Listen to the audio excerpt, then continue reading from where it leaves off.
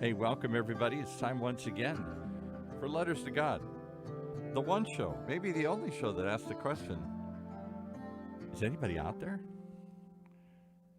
Well, we're grateful that you're out there this morning. We hope you will come back and join us a lot and tell your friends about it, because this really is kind of one of those spirituality for the modern world questions. And today is a perfect example of that. We've got the man who is always trying to bring spirituality and into the modern world here, Dr. Trin. Welcome, sir. Hi there. I don't know. Spirituality. Is spirituality in the metaverse? Well, What that's is the metaverse?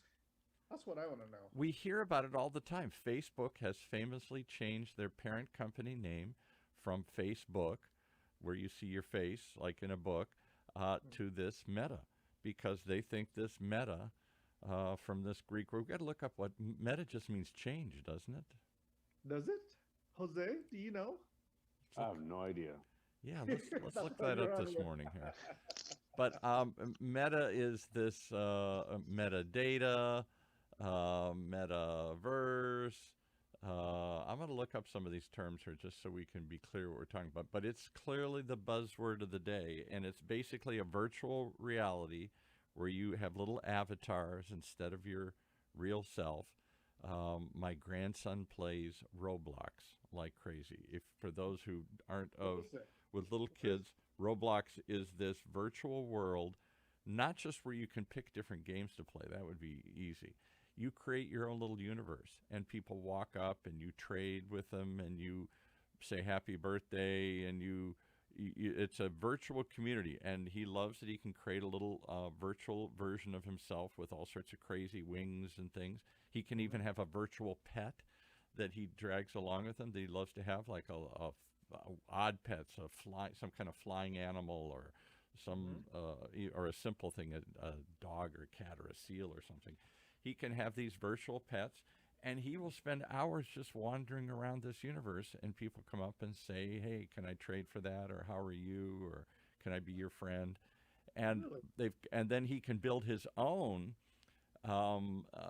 environment. So he can build his own little world. They have these little simple building blocks, Mhm. and he can build I don't know, looks like a space station in the sky.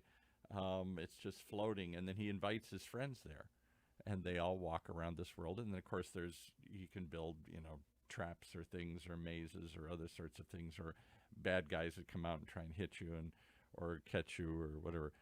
And he's fascinated by this. So I've been telling everybody about this for a while. Roblox, Roblox, and they went public recently, So it's a virtual world that you can build, huh? just And for kids. So these just for kids are kids, building it now called Roblox. Roblox, and Welcome, so Steve. Welcome. yes, Steve, welcome. We're talking about Metaverse, and I'm just kind of giving a little background on my grandson here who plays one of these metaverses called Roblox.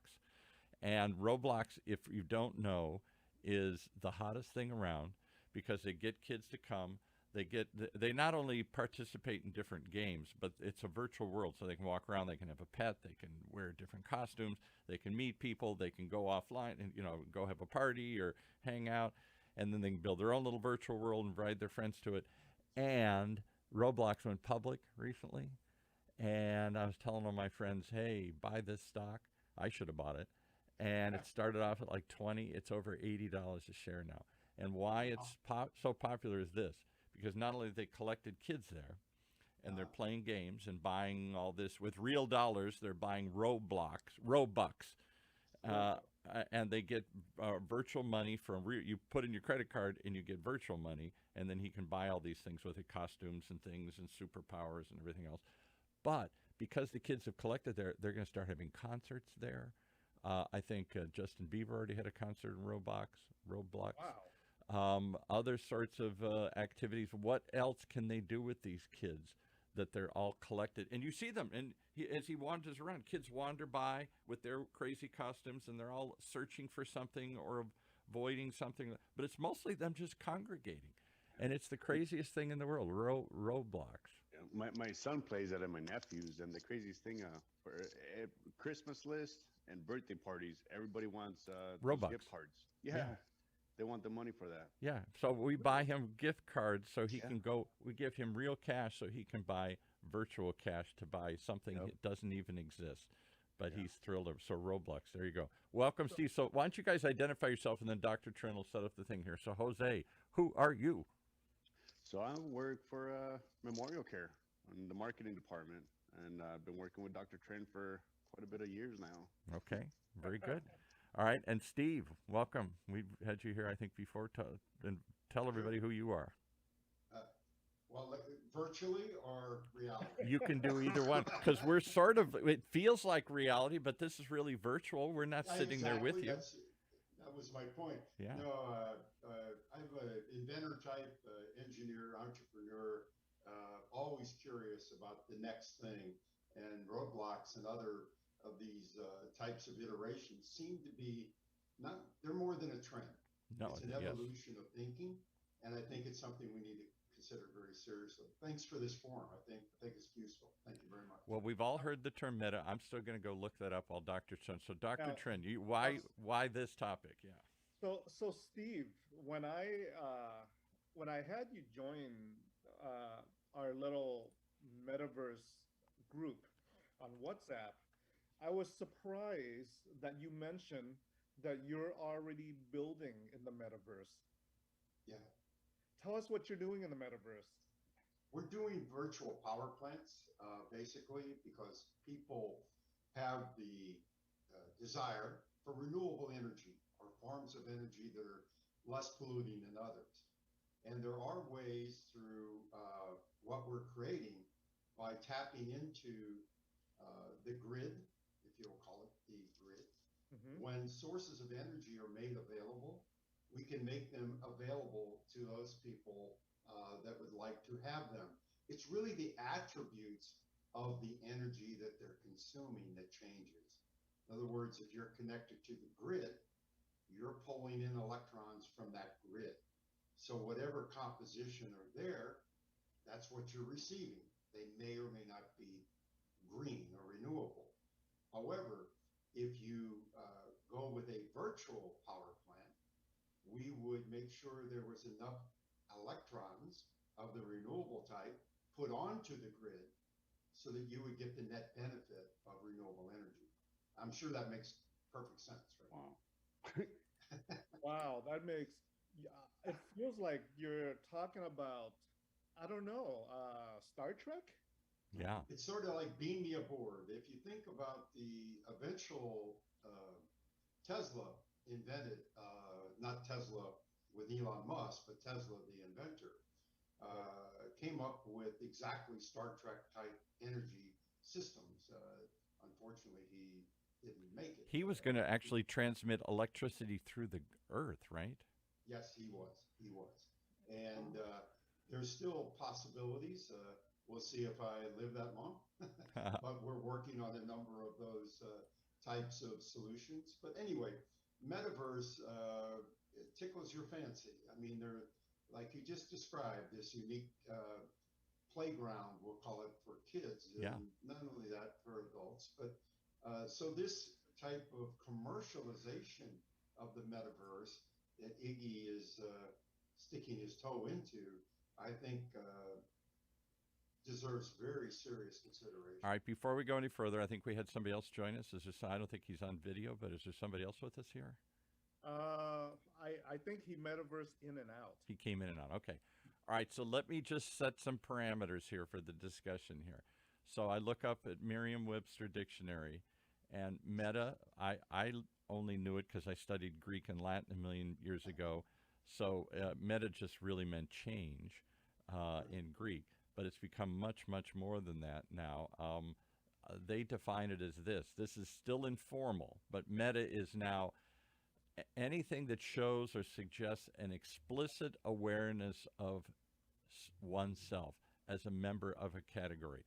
Cleverly self-referential. So if you cleverly come up with some way to, wink and nod at something, that's very meta. So, for example, like they give the example, some woman says, the bar, I know the place, been meaning to drop by, love the name, very meta. the meta gift of the year, a picture of a lamp that actually lights up. Ha ha ha. So anything that's really clever and spot on and in the know, that's very meta. So that's becoming a term in and of itself. And then the metaverse is what we're talking about. Mark Zuckerberg famously said, I believe the metaverse is the next chapter for the internet. And what do they mean? It generally refers to the concept of a highly immersive virtual world where people gather to socialize, play, and work. Probably not like we're doing face to face, but through some sort of avatar, a fake version of yourself that can be anything. It can have wings. It can be 10 feet tall. It can be, if I'm a man, it can be a woman. It can be a duck. It can be anything, a dragon. But you're recreating yourself in some imaginary way, and then you're in this highly immersive place, hanging out, socializing, doing something together, either play or work.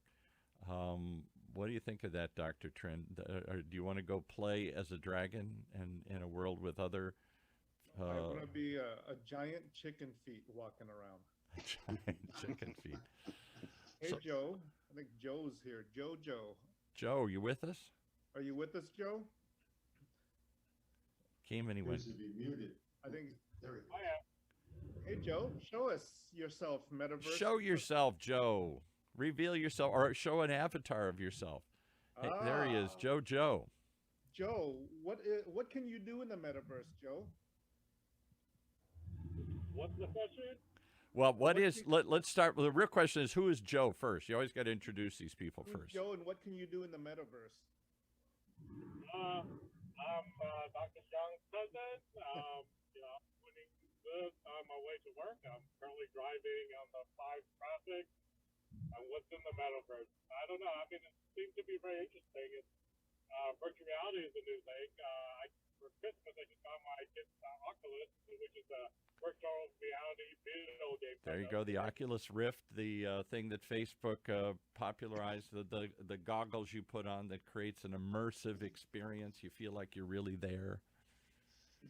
Joe, so I got that for Christmas. It seems to be a trending thing, this virtual stuff. So, we used to have that 3D goggles stuff where you put your phone into the goggles and you look around. That was pretty interesting. But the Oculus seems to be kind of like the doorway in, or kind of the glimpse of what this beta world might be in the future. So let me again just frame the discussion here a little bit. I'm going to try and guide it in a certain direction if I can here. So several years ago, we're here at the University of California, Irvine's Beale Applied Innovation Center. Innovative stuff going on here in the building here. Not so much in the metaverse, mostly in the real universe, medical devices, medicines, that kind of stuff. But more and more, they're testing this stuff in virtual realities. They're testing this stuff virtually. What do you think of that, Dr. Trin? I mean, where's the place for medicine in this new virtual world space that we exhibit? It's more than telehealth. It's more than what we're doing, seeing each other. It's a place where they could actually, because again, it's where people congregate and gather. Maybe they show themselves as real people. Maybe they live as little avatars and fake creatures. But it's another place where people gather, and they may use this to test stuff and to crowdsource and to I don't know how you test medicine in a fake reality, but they're talking about it. Well, I think one thing you can do is you can officially do a digital exam. Yeah, right. Or hold up your digit. Oh, I feel that. Yeah, just have your avatar bend over. But there's an ugly image. But I mean, is this just for play, or does this have any real purpose in it? I was reading somebody chatting about the ability to maybe address mental health. Yeah. Can you address mental health? And I think somebody else was chatting about the ability to maybe treat addiction in the metaverse. I'll tell you why, and I'll set this up, because we had a conference here several years ago at UCI. I was privileged enough to be invited to go there to cover it. And when I showed up, the moderator of the panel was sick. And they said, "Oh, thank goodness you're here. Why don't you moderate the panel?" I said, "I don't know anything about this virtual reality world. Look at me. I'm a man of a certain age here. I'm in my mid-60s. What do I know about it?" They said, "Well, you don't have to know. Just ask questions. That's what you do for a living." I said, "So, okay." So we went in. And I hate to say this, this isn't a show about, this is about as far afield from Letters to God as I can get. But it was, the conference happened to be on pornography in the virtual world, because they know that's a huge world. And so I foolishly said, "Okay, guys," they had all these experts there, people making pornography in the virtual world. And I said, "So it's just a way to experience it more realistic. I really feel like the girl is there, or the guy is there, or whatever. And I see them in 3D." And they said, "Oh, no, Gramps, you're way, way, way out of this thing." I said, "What do you mean?" They said, "No, you can have sexual relations with a mouse or a dragon or a flying wizard." And I said, "You got to be kidding me." He said, "Oh, no, anything you can wildly imagine. This is what you're role playing. You're taking on anything you want to do in the world here." And as the conference went on, the point was this: the metaverse is so real, even though right now it's very cartoonish and it's clearly not a real world in many of these cases, but it's so real, the experience, particularly to your brain, because you're sort of wiring it right into your brain, particularly when you put these goggles on and stuff, that after a while your brain can't really remember, did I really climb the mountain or did I virtually climb the mountain? It's so immersive, it's so real to your brain that they actually kind of fear that it's almost like an LSD trip, that people will jump off. "I really feel like I can fly," and they'll go up in a building and try and fly. And they have to ground you and almost contain you because it's such a realistic thing. And so what they're thinking is that on a medical term, it could be used for any sort of empathetic experience. You think homelessness is funny? Why don't you try walking in the shoes and being a homeless person? Combat. It's so realistic. We're not just going to show you how to fly in a simulator. We're going to make you feel like you really are under attack. And that has its own dangers, because people could have heart attacks. It's so realistic, you can't stand it. You freak out. But it's so realistic that you can experience something you wouldn't otherwise experience, and therefore maybe use it to build empathetic reactions. I understand what it's like to be somebody else. What do you think of that? Wow, what do you guys think? Steve's the inventor here. Are we taking people in and giving them not just a thrill experience, but an actual understanding? Wow, this combat's not as fun as I thought it was. You were in combat. Yeah, I was in combat, and I'm also a child of the 60s and 70s, LSD, other types of psychedelic experiences that were going to give you an empathetic view of the world, according to Dr. Leary. And expand your mind. You're going to see the world in possibilities. A snake's going to come crawl down the wall, and the wall's going to melt. And yeah. I did not have that particular vision, but I had others. We won't get into that today. Did you ever do psychedelic drugs? Did you ever do? I will fully admit that yes, I did. Okay.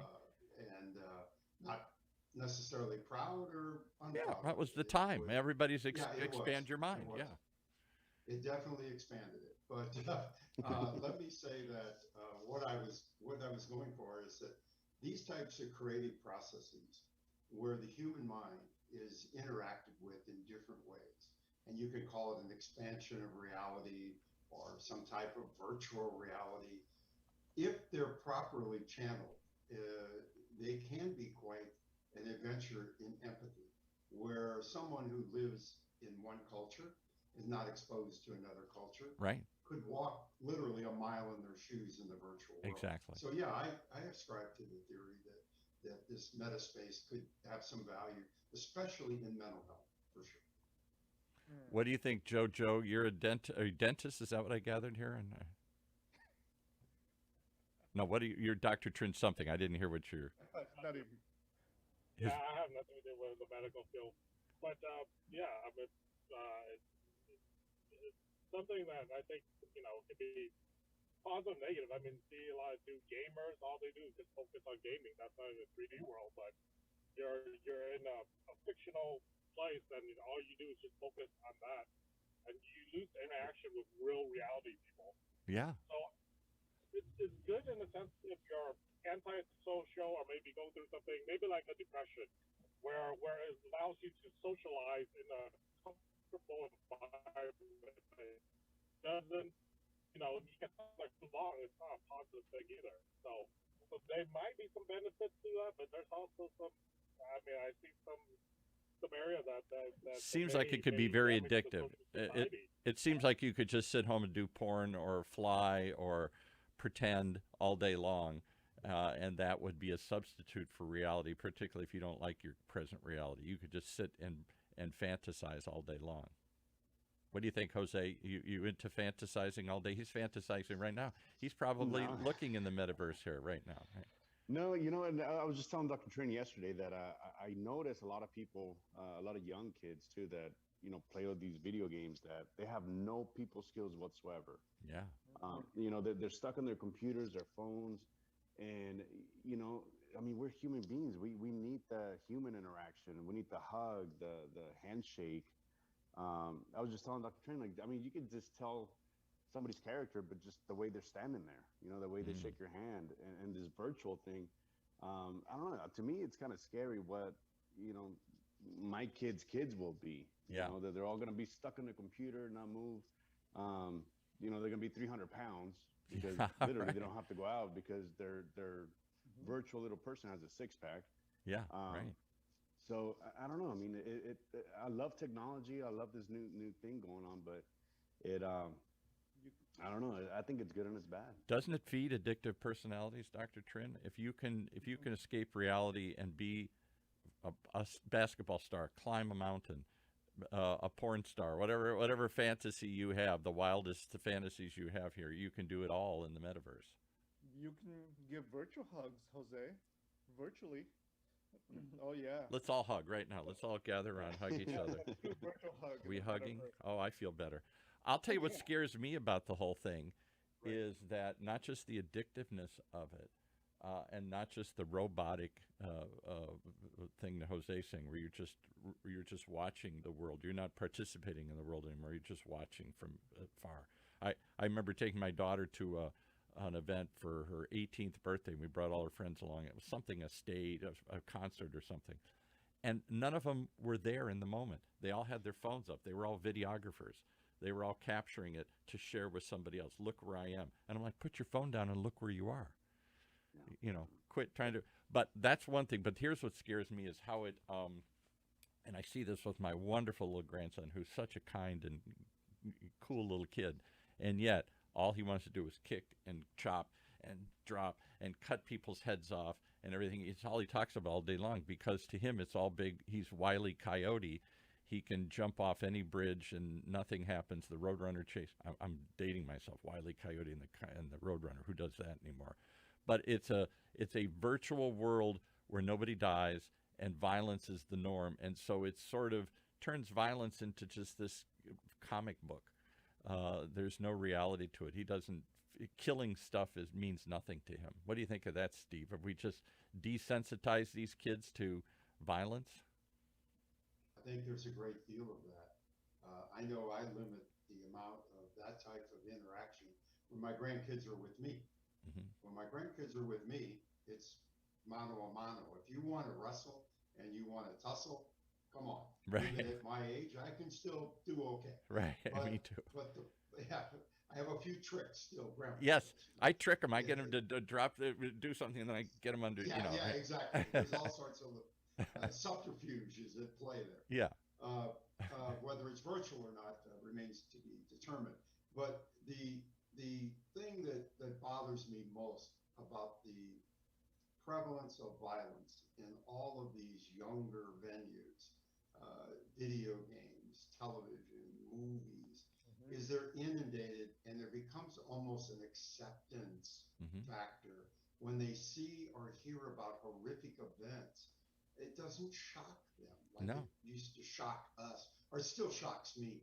Right. I saw firsthand some very horrific death and dismemberment. I don't want to get graphic, but Because you were in the these are Marine. not. Weren't you in Vietnam Yeah. or the Marines? Yeah. Yes, I was in the Marine Corps in Vietnam in combat and wounded in combat, and lost a number of comrades and friends of mine in combat, 11 names on the wall, Wow. for example.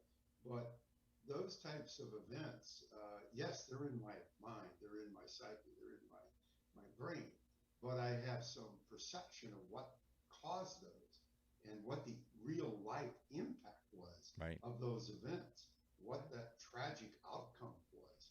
Where if you're in a video game or experiencing a movie and you see the wholesale slaughter of people, what are the impacts? What are the true consequences? That's never presented in movies or games because why? No one wants to deal with And it. yet the metaverse could really take you into that world if you wanted to get past the comic book version of the superhero version of it, and you could actually be they could create immersive experiences that you'd really experience grief, you'd really experience loss, you'd really experience what it's like to lose something here. I Or mean, they revulsion. I mean, simple revulsion, revulsion. yeah, That, right. my God, this is a horrific event. This is not something to be trivialized. It's not something to be glorified, this violent act, this violent death, this dismemberment. It's something to be abhorred.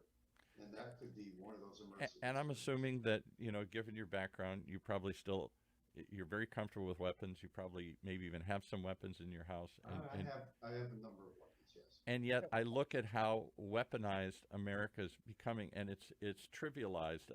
There's a picture that shocked me of a Republican congressman who sent out, I forgot which one, with his family all holding assault rifles. Assault rifles, right? And this is funny, and he's trying to reach a certain base. You can't take, and all his little kids and his grandkids are all locked and loaded, and this is supposed to be funny. And this comes out 2 days after another tragic school shooting where some parents bought their kid, even though they'd been warned he's writing dangerous stuff. And they brought him in and counseled them, and the parents said, "We don't care. He gets a gun." And he did, and he took it to Midland High School, Oxford High School, outside, not far from where I grew up, and started shooting up the place. And now the parents are being held responsible because they warned them several times. Look at what he's drawing. Look at what he's saying. Look what he's doing. And you're going to go buy him a gun? And the minute he did, he took it into school and shot up everybody. So we are this idea. There is a place and a space for guns, but this idea that guns are just part of this fun we're the image of us, we're all going to shoot each other, we're all going to stop everything. I don't know. It seems like we've gone So gaming, obviously, most games can be very violent. very. And it's part of what is going. You'll see in the metaverse. What about outside the world of gaming? What else can you do in the metaverse? Can you meet globally without flying, Clearly. without hopping on a plane to go to a conference? What else can be done? Can you do robotic surgery Yes. from a distance? Well, let's talk about meetings first. Let's get our marketing guy in here. So, it's clearly a marketing tool because you can get people to gather. And they can be in a conference, they could be at a concert, they can walk around. I was shocked at a couple of these. We've all been in these virtual events now where we couldn't go in person, so there's all sorts of software out there. Wova is one I've used. I'll give them a little plug. They're out of San Diego, WHOVA. And they're one of the better ones I've seen. And Octane did an event with them, and they used them. We've looked at doing some here with them. What do you get? It's not just like a giant Zoom screen that I can see everybody. I can do a breakout room, and I can sit at a table beforehand, and I can see everybody's little avatar at the table, and then we can start conversing. Oh, Dr. Trin is a doctor of Alzheimer's because there's some little tag that tells you, and then you can start conversing with people.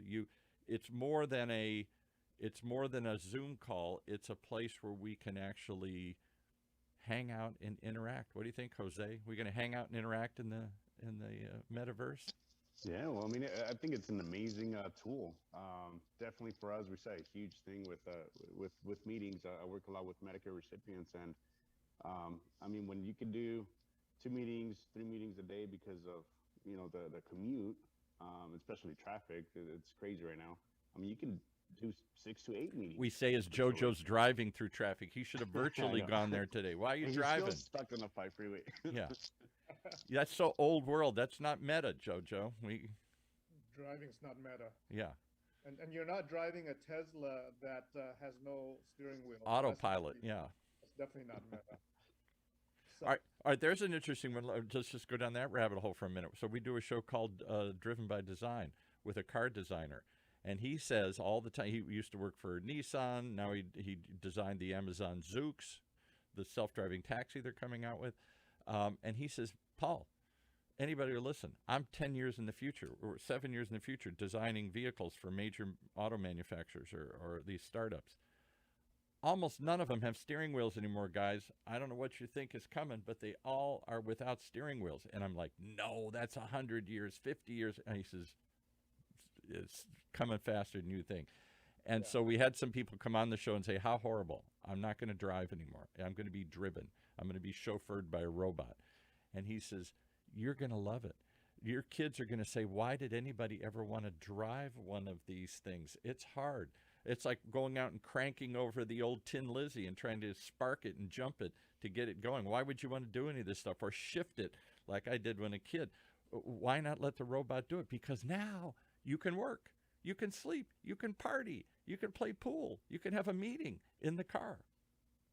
yeah. I wonder how your insurance premiums will be affected with that. Well, and that is one of the big issues because who are you going to this Steve maybe appreciate this. The big question that's holding it all back right now is who are you going to sue when it all goes bad? The Tesla, not us. The software that they installed, not us. The road systems that didn't have the right sensors in place, not us. Everybody's going to defer and say it wasn't my fault this thing crashed. It's the Alec Baldwin approach to problems. Somebody's responsible for that murder on my movie set, but not me. So here's an interesting thing. Tesla did a study of car accidents, Mm-hmm. and according to Tesla, this is according to Tesla and their data, those who drive Tesla have a multiple X lower risk of being involved in a car accident because the computer is actually doesn't Faster. make as many mistakes as Yes. the human driver. And that's what this guy says all the time, too. We're worried that the robot will fail. We're never worried that humans fail because they're drinking or daydreaming or texting or all the other things they do. Well, look at the new cars. I mean, if you get too close to a car, your seat vibrates, right? If it's on the left or the right, Yeah. Or a lot of times, like you want to merge without putting your signal, and it kind of locks you. You know, it's a little difficult to just merge on your own. They're trying to The car warn you, kind right? Yeah. Or they'll I stop you. perceive. Something comes and jumps in front of you. You don't react quick enough. It'll stop for you if you don't react quick enough. Brett, Hey, Brett, come on and chat with us. Tell us about yourself, Brett. I've known Brett since he was a high schooler, trading stocks in the Twitterverse.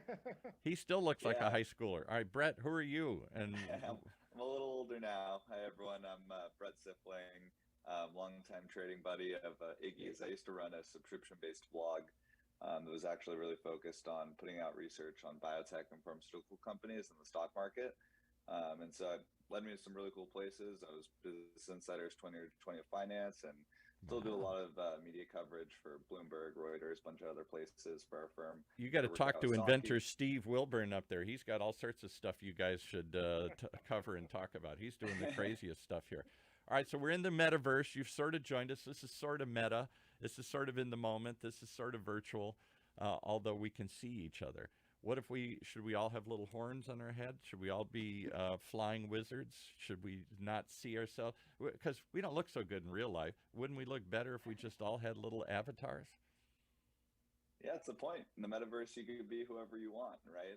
I kind of grew up doing that already, playing video games, and so it's kind of exciting to see this as the next step of people really, coming to terms with it and seeing what they can do and Coming build to terms in with these it. worlds. That sounds like an awful thing to guys Steve's age and my age here. Coming to terms with it means accept that I don't like it, but that's the way it is. Yeah, look, I mean, there's the potential for trillions of dollars worth of market cap of companies to be built within these types of metaverses, and it's really who can figure out these problems and who can build these new decentralized apps and lands on top of this landscape that we're given. Really, those are going to be the real winners long term here. All right, Dr. Turner has a question, but I got one more because you bring up one other point we haven't talked about. What about buying land in the metaverse? There are some universes being created Roblox is one we were talking about for kids. I forgot the other name. There's 2 or 3 other big ones whose names escape me. I should go look them up. And you want to own the Statue of Liberty in that metaverse? Buy it. That's mine.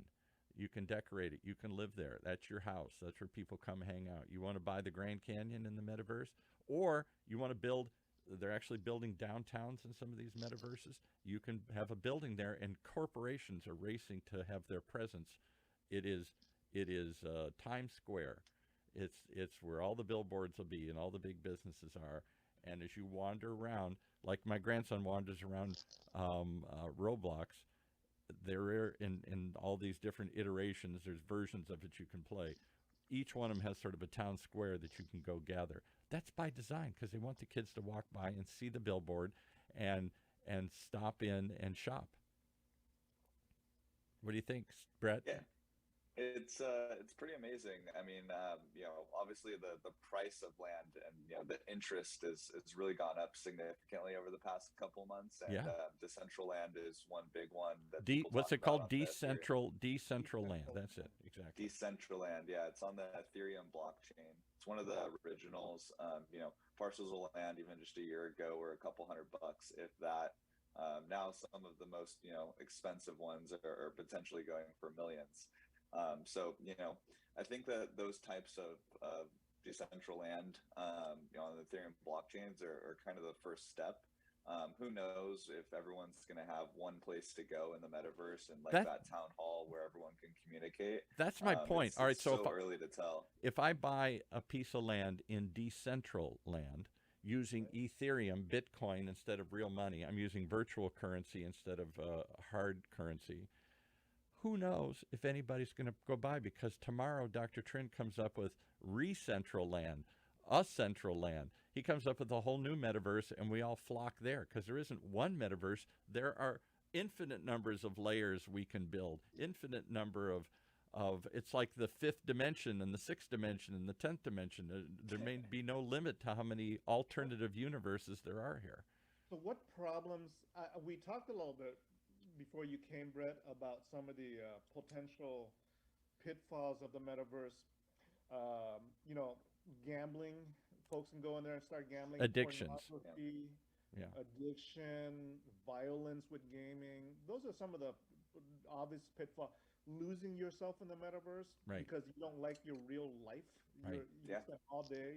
You're the Matrix now, right? Yeah. You're plugged in, and you only unplug when it's time to eat or pee, right? Right. You're in the Matrix.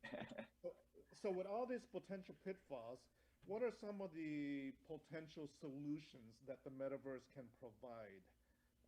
Because he's stoked about it. I can tell. See, he's like, accept it. It's coming, buddy. Face it. It's here. He's not fleeing from it like so many of us old guys are here. Yeah, I think one thing that's interesting, and I'm not sure if this is actually considered a problem or a solution, I guess you can see it in both ways, are the rise of what they call DAOs or DAOs, decentralized autonomous organizations. So it's a really fancy way of putting it is it's just a new organizational structure, like a company. And so that's basically when you're buying an NFT or you're buying a parcel of land, really what you're doing is you're buying into these communities. All right, stop for a second. You got to define, you just raced through a bunch of meta terms. You're very meta, in the moment, in the know. We ain't in the know. What is that structure you talked about? You also said NFTs. You got to define what an NFT is. These are terms that you got to know to walk in this space. So give us some of those.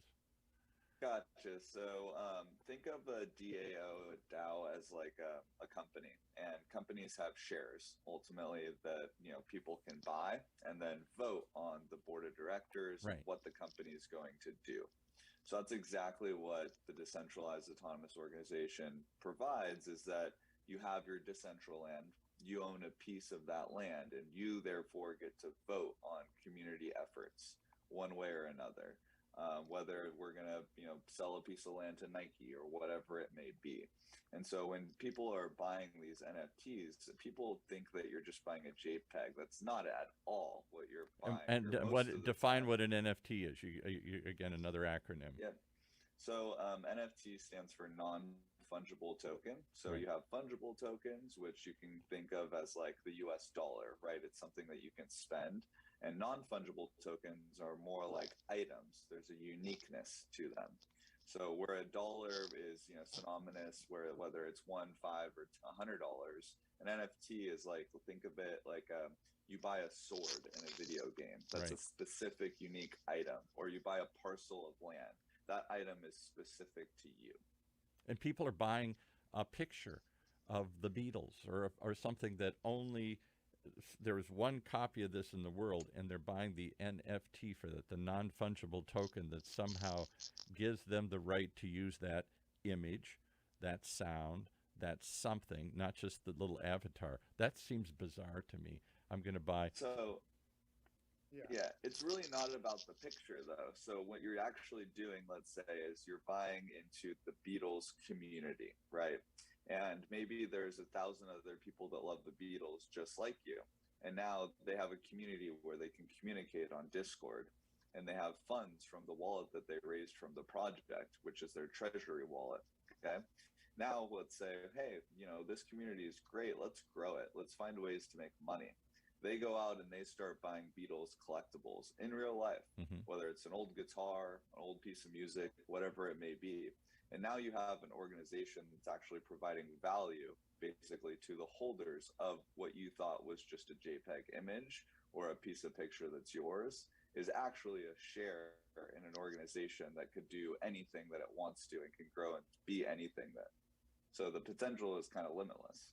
What do you think, Steve? You ever going to buy an NFT? Are you going to buy a Beatles? You're not going to buy the Beatles record or the Beatles memorabilia. You're just going to buy a non-fungible token that somehow gives you something of Beatle memorabilia in the metaverse here. Oh, absolutely. He's in. See, he's sold. I'm done. I mean, no, it's like anything else. There's trends. There's new waves of creative entrepreneurism, if you want to call it that, label it that boldly. But that's not my issue with NFTs and the others. With my company's experience, when we're going around the world, let's just take medical clinics, for example. Which is what you do. You build these things in like dock in a box. You sort of ship them somewhere in a container, and then there's a little clinic in Africa or something. Correct. And then through the communications portals, we're able to get with experts like Doctrine and others that can give advice to local paramedics, for example. But virtually what happens is, as we get these records from an individual that has no records, they are in a sense an avatar. I mean, this is a child in the middle of the Congo, for God's sakes. Right. What kind of reality is that when we're dealing with the medical technical world? So there is sort of a universe that's coming that is going to be co-joined with this virtual universe. So you have reality. The word is virtual reality, right? Right. The reality side is there. Well, for some of us. And the virtual side is also there. If we can combine those creatively, we can solve a lot of problems. What do you think, Brett? I've had many people on these shows, and I was at a conference, a virtual reality conference a number of years ago at UC Irvine. Many said the same thing. It may not just be the totally virtual world, the fake world, the comic book world that you enter into, the fantasy world. Many think the real application is augmented reality, the glasses you wear that give you directions in the screen, the things that we overlay onto reality, sort of what Steve's saying. It's a layer that we put onto reality to give us more information or more interaction. Yeah, I completely agree. You definitely have to walk before you run too, right? Like the world of people just kind of wearing Oculus headsets and not being unplugged unless they need to go eat or something like that, I think is long, very, very far away if we even reach that potential at all. Because go spend like a couple hours in a headset like that, you lose your sense of where you are, how you feel. It's pretty trippy, and I think that there's a great article that was just released of someone who was crazy enough to actually spend 24 hours in one of those headsets and like pretty much lost track of reality. And so those are the real in life use cases of if you can put on a pair of a headset and go shopping and see the new MacBook Pros or the new Apple Watches and how they look, and pick them up, or that new piece of clothes. Those are like the real application that's ultimately going to drive this, meta economy forward for now, until, the younger generation grows up, technology catches up, and then that distinction between reality and meta gets less and less. Did you ever see Dr. Trin, the movie Minority Report? Kind of an odd movie with Tom Cruise in it. And it's about, they're predicting who's going to kill somebody, and they stop them before they do it. So they have such predictive skills that they come and arrest Dr. Trin today because they know 2 years from now he's going to go crazy and shoot somebody. And of course, it all goes bad. But what I found fascinating about it, and I've always referred to as this, and others refer to it, is the world they created, and this is in the future. And as they're walking down the street, things pop out at you. It's, hey, Paul. It recognizes me and it says, hey, don't you want to buy this? And the newspaper jumps out at you, and the ads, the products jump out of the aisle. Without glasses, they didn't see it with glasses, but in the real world, there is a virtual component all around you. It's or like Who Shot Roger Rabbit, where he goes into Toontown, and the tunes are real. There's a real humans are interacting in this cartoon world. Is there going to be a combination of virtual and I was on Decentraland the other day just checking it out. You were? Okay. Yeah, I was walking around, build my little avatar, pick the hair I wanted and things of that sort. And as So it's a fantasy show. Sorry. yeah. Yeah, how much hair did you pick? Because you don't seem to have a lot of hair left right now. I picked more hair than I currently have, which is one of the benefits of the metaverse, is I added hair to myself. Right. And I even added some chest hairs. Just there. felt the compelling need to have chest hair. Right. Yeah, I got some chest hairs. And so I was just wandering around. And as I wandered around, I hopped into this little location that took me to the second floor. Okay. I went to the second floor, and lo and behold, there were real products for sale that I could buy. Of course. I'm like, whoa, I'm in a store. Yeah. And something really could get shipped to you. You could see the virtual version of it, and it could arrive in your doorstep in real life. Yeah. I was shocked. I was like, oh, this isn't just a game. I can buy something. And then I walked around in another site, just checking it out. And there was a little bar, a virtual bar where you can sit. I sat down the bar, and a menu popped up. Mm-hmm. And part of the menu was Uber Eats, where I can just buy something and it takes the food to my house. Yeah. And this was in the metaverse. You don't have to stay there. The metaverse you can cover. Which we only have like 5 or 7 minutes left. I saved the best to the last because the name of the show is Letters to God. It is about kind of a low-key look at spirituality. Is there, in a world where we don't believe in God, 50% of the world, according to Pew, doesn't have any religion anymore here. We did a show on another one of our shows here, an episode. We said, is God even relevant anymore to the Brett's generation? There might be a God, but who cares? What does it have to do with my life here? You're talking about the 8th dimension. It might exist, but who cares? Is spirituality going to enter this? Are we going to go to church in the metaverse? Are we going to be preached to in the metaverse? Are we going to explore our spirituality? Is there a God? Is there anything else beyond this life in this fake life? What do you think, Brett? We'll start with you. Any spirituality in the metaverse? It's a good question. It's not something that I've put a ton of thought into. I'm a born-again Christian myself. Okay. And I do believe that your relationship with God is personal in a sense. And so I haven't seen, anecdotally from my perspective, anyone that's trying to, solve that problem of building a church in the metaverse or spreading the gospel there. I just haven't seen it pick up yet. Maybe that's possibly because the segment of people that is into computers, that is on that cutting edge and building these things, might have a little bit of a skeptical view of spirituality. Again, that's just kind of anecdotal information, but It'll be interesting to see. I Could you totally think walk that in there the is a place shoes? for it. Could you be one of, if you're a Christian, could you be one of Jesus's disciples? Could you actually experience have some sense of what it was like to live in those times and to walk with who, if you're, I'm a good Catholic, we all view as, this is the Son of God here. Could we? I can't go back in time and be there, at least not yet. But could I have some experience more than just preaching and teaching? Could I have some experiential relationship with the Almighty? I can see how Jose can be Judas. Judas, oh my Ooh. goodness, yikes, You know, that's a horrible thing to say. Oh man. How did we get thrown into that one? Take him Right? out of cancel him out of the universe here. Seriously.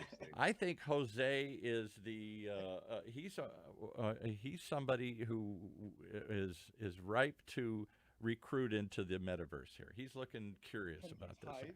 Can you tithe in Tithe? church? Can you tithe in the Can you metaverse? tithe with Dogecoin in church? And or Ethereum or Bit? Or Ethereum or Shiba Inu? Can you tithe? Like, And Well, and would can you use- even can use want to? Verde- You can use Verde coin, no problem. Oh, I'd be yeah. happy to sell you all the Verde coin that you would like. See, there you go. Do you have your own Verde coin? Because Verde is the name of your Yes. company. You have your own It's coin. verdecoin.com. We're opening it up very soon. All right, so I mean, I'm serious now here. We're creating a fantasy world, and yet, and maybe this is a really harsh statement, but to a certain degree, spirituality is imagining what you can't see here. I can only see so much in science and around me. I got to believe there's more to life than this. I got to believe something happens after I die. I don't know. I think I know. I read books. I listen. I believe, but all that's belief. It's not based on proof. As much as people want to argue about it. It is a suspension. It's a beyond what you can. To me, spirituality starts where science ends. I can't prove, so I got to believe something is out there. Whether you think it's Buddhism or Christianity or Islam or nothing, there is some. We've got to have asked these kinds of questions about what's beyond our immediate reality here. Mm-hmm. And are we just in a matrix? Is this just all in a veneer? Is this a life leading to another life? Is this a recurring pattern like Buddhism where we're going to live it over and over and over again till we achieve some higher knowledge? I don't know, but it would seem like it would be ripe for that because we are imagining another world in the metaverse. Why not imagine a spiritual world, a world beyond this one, not in place of it? Yeah, where's God in the metaverse, guys? Steve, what do you think? Where's God? Great question. In a metaverse, Yeah. when we're looking at perception, I mean, we all have our own beliefs, I assume, on Yeah. this group, Right. and the people listening. I'm a Catholic. say- I'm a cradle to grave Catholic. So there you go.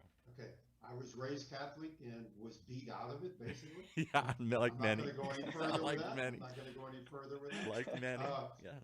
But let me just say this, that as I experience God's interaction in my life, who I attribute the attributes of a God, I know that the closer I feel, and it's a feeling, I'm not looking for a visualization per se Right. of that.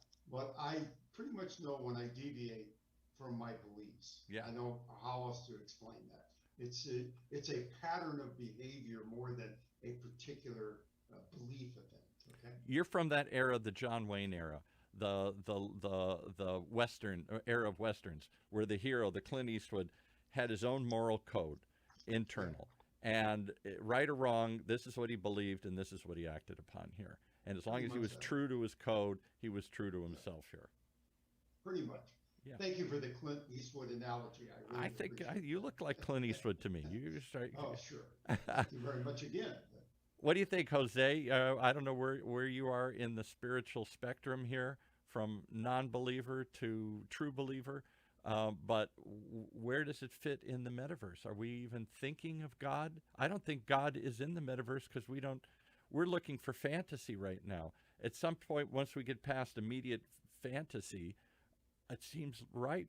The metaverse almost is life after death. It's what you imagine something to be. What do you think? Yeah, I think this whole virtual world thing, it's people that like you said earlier, it's either they're not happy with their current status, Right. I guess, Reality.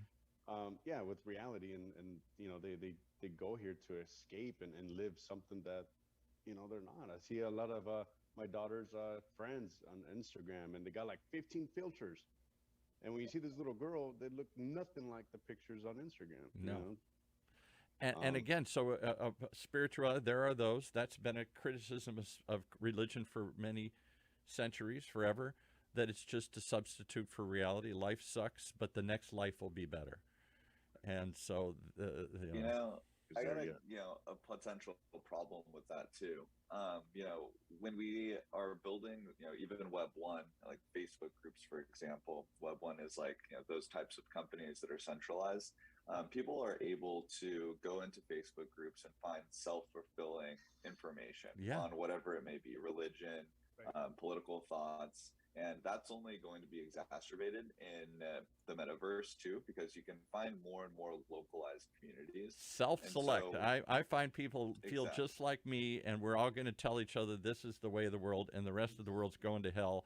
And we've got to prepare for Armageddon because we're the only ones, the true believers, the true knowledge. Exactly. And since it's decentralized, there's no way to stop it, right? Right. And so if you have these, eventually people are going to be listening to only music that was kind of made for them, and Right. only, shopping for products that were designed for them, and only talking to people in communities that are like them. Right. And it's just going to continue down that road until, ultimately we're so sick of each other that we've got to figure something else out. And does it fragment us? Last question, and then we got to run here because I got another show coming. Does it fragment us more? It was supposed to bring us together in virtual communities, but to Brett's point, it seems to break us down into smaller and smaller subgroups to the point where it may just be a subgroup of just me. It's my world, and nobody can come in here but me. What do you think Yeah. of that? I think that that's a total possibility. I agree. It's a frightening possibility, but nonetheless, I think possible. All right, Dr. Trin, take us out. Is God in the metaverse, and should he be? God is everywhere. Even in the Yeah. fake worlds we're creating? I mean, because we become God in these worlds. We choose what the world looks like. We take Wow. on the role of God. I can do anything. I have superpowers. I can do anything I want. I'm God at the beginning of creation, if you believe the creation story. I'm creating my own world. I don't like the one God created. I'm going to create my world. Yeah, well, all I can say is I'm hopping on a plane today to fly to Cambridge, Massachusetts, meeting with a bunch of Harvard guys. Yeah, right, because And you're on the board of advisors for this. yeah, I'm a board of advisors. Yeah, and so it's 30 degrees over there and it's snowing. Yeah. I wish I was meeting them in the metaverse today. How's Exactly. that? Amen. All right, and give a shout out to the product that you're involved in here. We would give it that. Oh well, we're working with a team of MIT and Harvard folks on what's called airway hygiene. Airway Kind of hygiene. like hand hygiene. You wash your hands so that the bugs don't get on and you don't get sick. Right. We're working on the science of airway hygiene is what I'm involved with. To I'm on keep the board. pathogens from getting further into your Oh, lungs, yes. to keep them up in your upper respiratory system. So maybe I'll hop on the metaverse when I'm over there and give a shout out and let you guys know what. I want to give a shout out to everybody who came here. We have multi-generations, multi-different views, and everybody's fascinated with this new world we're stumbling into. Whether it's Brett's theory, just deal with it, guys. It's here. Come to grips with it. Or Steve and maybe myself and some others saying, yeah, but there's some real problems with this fake world that we're creating here. We got to be careful what we're doing in the metaverse and how we do it. Steve is building power plants in the metaverse. He is. He's much further into the metaverse than I am. He's a cool, Yeah. futuristic guy here.